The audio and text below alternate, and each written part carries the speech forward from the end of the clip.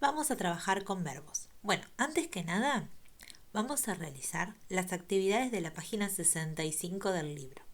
Les recuerdo otra vez que siempre les pongo la fotito de la página, pero no para que lo hagan acá, ni tengan que imprimir, ni para que ni siquiera la lean, porque está tan chiquitita que hasta le va a costar leerla, pero simplemente para que ustedes al verla sepan de qué página la señora está hablando por si alguien tiene alguna duda, ¿sí? Pero la pongo como referencia, nada más. Ustedes abren en la página 65 del libro y la realizan. Primero, en el punto número 3, van a tener que completar el diálogo con verbos en singular o plural según corresponda. Dice, ustedes, y con el verbo conocer, las cataratas. Entonces, ahí donde tienen el espacio, colocan el verbo ya en singular o plural. Ustedes conocen las cataratas y después, con el verbo ser, que está acá, tienen que completar en este espacio. Es decir, si son alucinantes, por ejemplo. Y lo mismo en donde tienen el espacio, acá y acá. Uno es con el verbo enloquecer y el otro con el verbo haber. Vamos a recordar algo muy importante.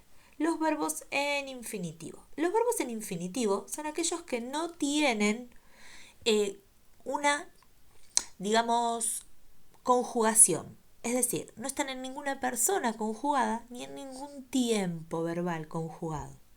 Están en infinitivo. Terminan en ar, en er o en ir. Por ejemplo, amar, temer, partir. Y cada uno de ellos, según su terminación, pertenecen a una conjugación. La primera conjugación son aquellos que terminan en ar. La segunda conjugación son aquellos verbos que terminan en er. Y la tercera conjugación son aquellos verbos que terminan en ir. ¿A qué conjugación pertenecen los verbos de la actividad 3? Entonces, ustedes tienen que ir a la actividad 3 que hicieron anteriormente y mirar estos verbos. Por ejemplo, el verbo conocer. El verbo conocer termina en er. Por lo tanto, según lo aprendimos recién, va a ser de la segunda conjugación. Pertenece a la segunda conjugación. El verbo enloquecer pertenece a la segunda conjugación. Bueno, y así con cada uno. A ver a cuál pertenecen todos. Y después, en el punto 4b, tienen algunos verbos y tienen que ordenarlos también en la tabla según el lugar que correspondan. Entonces, van mirando cada uno. Por ejemplo, este dice viajamos. Viajamos obviamente está conjugado, no está en infinitivo. Primero tengo que pensar cuál es el infinitivo. Viajamos. ¿Cuál es el infinitivo del verbo viajamos? El infinitivo del verbo viajamos es viajar. Por lo tanto, termina en ar. Así que el verbo va a ser de la primera conjugación. Viajar. Ustedes adentro del cuadro pueden poner el verbo en infinitivo o el verbo tal cual lo tienen acá. Entonces, en este caso pueden poner viajar o también pueden poner viajamos. Es correcto cualquiera de los dos que elijan poner porque siempre vamos a estar hablando de todas formas del mismo verbo. Recuerden pensar el infinitivo de cada uno de estos verbos. Por ejemplo, les voy a dar un ejemplo más. Cubren. Del verbo cubrir. En infinitivo es cubrir. Prendió. En el infinitivo es prender. ¿Sí? Tienen que pensar de cada uno de estos cuál es el infinitivo.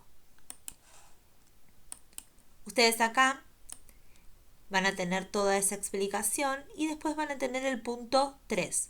Que en el punto 3 ustedes tienen que escribir verbos en infinitivo tal como en el ejemplo. Tienen que escribir cómo es el infinitivo de festejaba, podemos, repartió, comió, llegaron y duerme.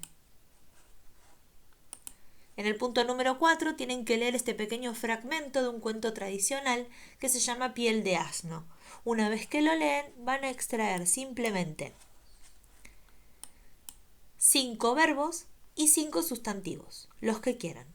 Y después van a trabajar con los verbos, con los 5 verbos que extrajeron de este texto, ¿sí? Haciendo el punto B. Van a hacer, con cada uno lo van a escribir en su infinitivo. Después van a colocar, una vez que sepan cuál es el infinitivo, si pertenece a la primera, segunda o tercera conjugación, y luego con cada uno de ellos van a escribir una oración, es decir, 5 oraciones en total.